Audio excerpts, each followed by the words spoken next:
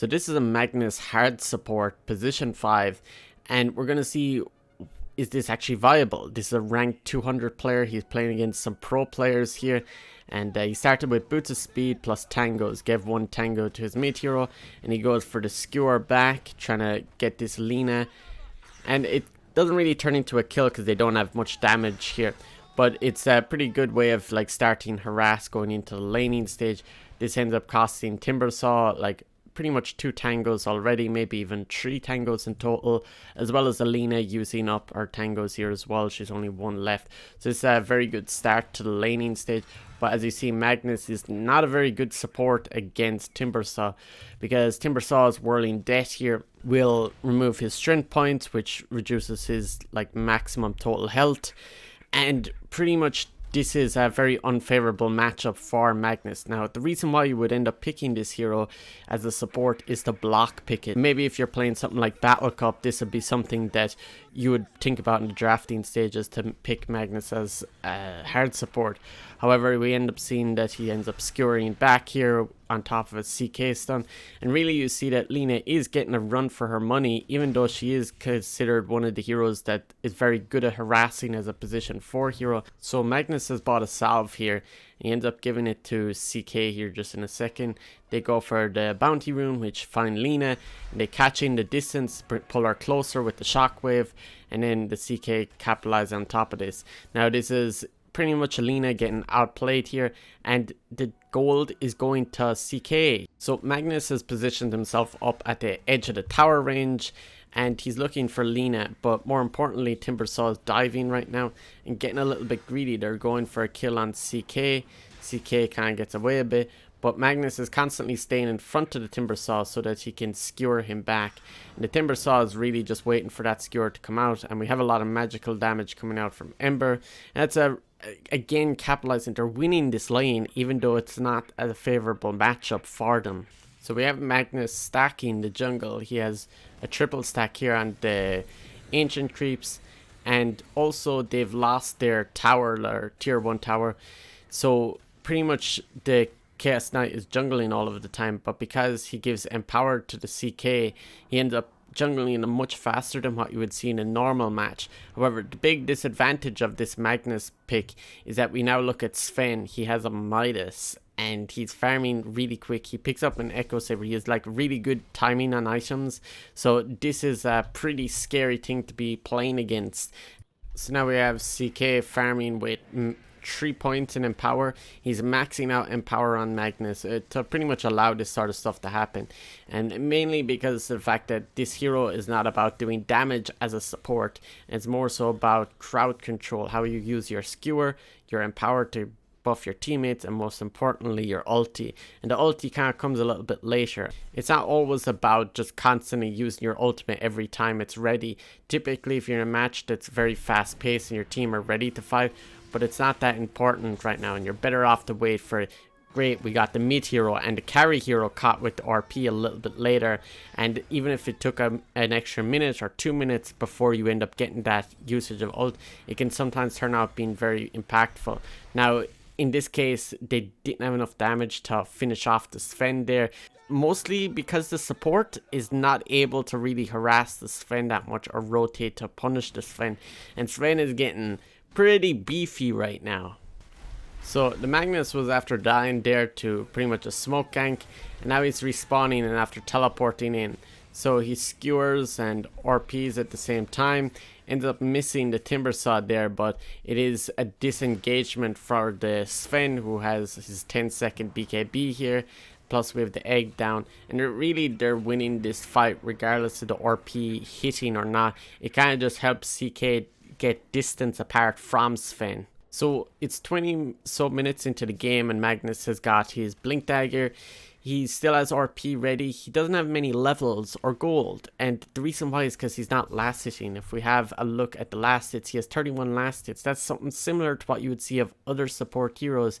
And similarly, if you're playing position 5, you should not be playing like you're a mid hero, taking all the farm away from the map. If you want to farm, you might as well just start mid. There's no point, or go to the off lane.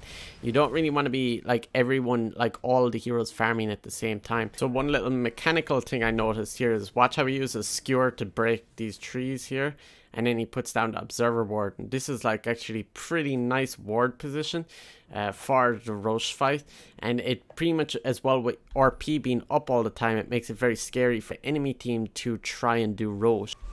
So here we have Sven going in onto the CK, and Magnus tries to go for an RP to hit 3 heroes, and he just misses the other 2, but he gets the most important target, which is Sven, and he also does not get Empower off before he dies to give it to the CK. So the CK is just going into the fight without Empower. This is kind of like a misplay more than anything, and Magnus can't really do anything on top of this, but we have a pretty nice outcome of the team fight regardless of the Empower being used or not. So they're going for a smoke here, and we have CK on mid lane trying to find the enemies and expose their position.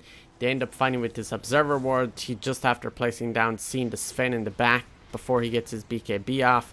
The egg goes off as well. Also Jewel on top of this. Pretty much perma disables Sven there. Now again, another advantage with the vision game that he's doing here is that he can place a sentry on the low ground, see over here, and just blink up onto the cliff and skewer down. This makes it actually quite hard to like deward this sentry or to find it if it's hidden behind a tree, where it's very obvious to find the sentries that are standing on top of the cliff. So here's probably one of the really nice simple plays that got him a pick off here. So you see a sentry on the low ground here, and we can end up seeing Ogre coming in trying to deward it. He shockwaves him, and then the shockwave pulls him back, gets the skewer, and pulls Ogre into position. Instant, like simple pick off on a support, and makes a huge impact if you want to go and push high ground or control the map, especially controlling this area. So now they decide to go high ground. Void Spirit got picked off here, and they're gonna dive a good bit here. Now, notice how Sven is teleporting in the back, and look how Sven is coming into position and where Magnus is. So Magnus catches the Ogre and pulls both Sven and Ogre back into a deep position, then skewers afterwards. We have the egg. CK is even waiting to get the pull back to pull Sven even further back. So Sven has been like pulled from his tier 4 all the way out to the edge of his tier 3 in like a couple of seconds here, and pretty much Sven is just perma disabled and can't do anything. So this is really, regardless of Magnus dying or not, it showcases that it's important that you can play this hero. So this match is still going on here, and pretty much what's happened is that his teammates have kind of trolled a bit when they were pushing high ground. They dived a bit too far while he was dead.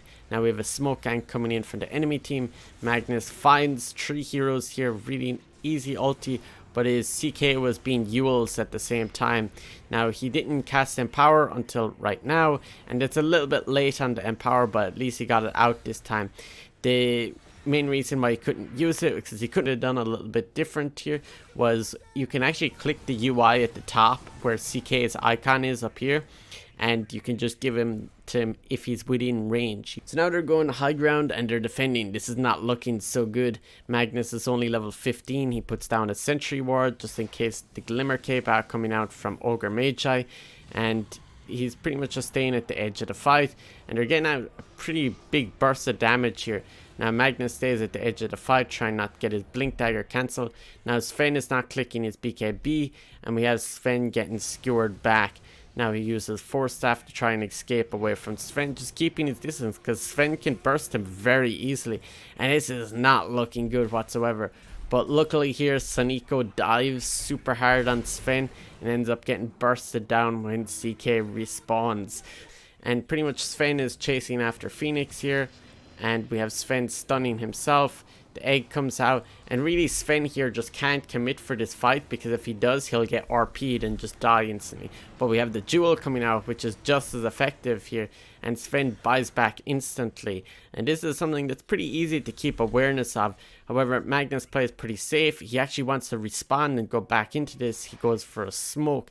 And this is a really nice reinitiation here, and pretty much he's baiting out the Sven here. He uses the Minotaur horn, boom, double ulti, like double hero RP, and this is just like really an impressive counterplay against Sven.